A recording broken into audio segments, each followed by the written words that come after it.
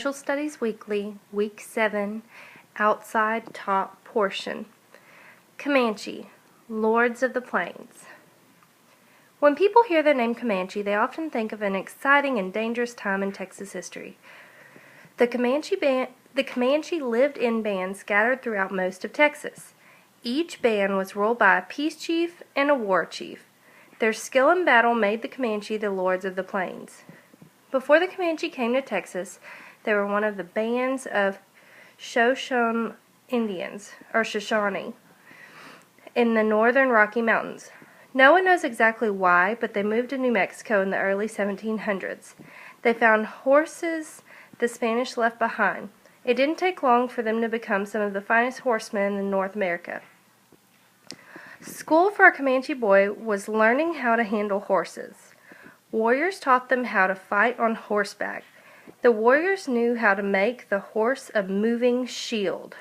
While the horse was galloping at full speed, a Comanche warrior could hang over the side of his horse and shoot arrows underneath the horse's neck.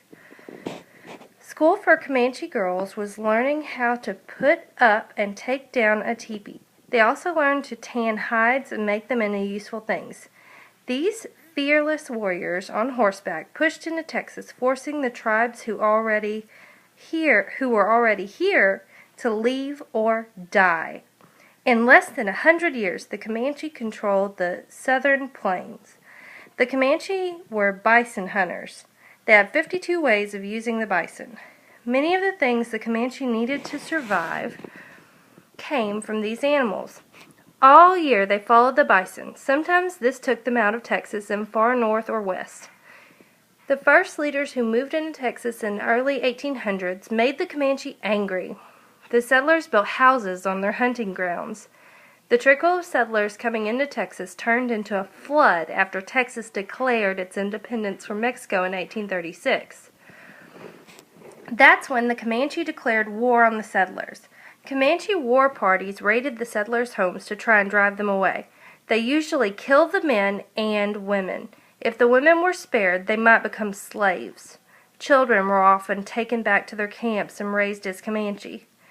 Cynthia Ann Parker was the most famous captive.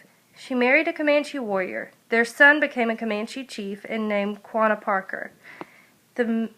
Most people think the U.S. Army defeated the Comanche and other Plains Indians, but other things helped end the Indian way of life too. Diseases like smallpox and cholera killed many Indians during the 1800s. White buffalo hunters killed bison by the thousands. With fewer and fewer bison, the Indians could not survive. Most moved to reservations set up by the U.S. government.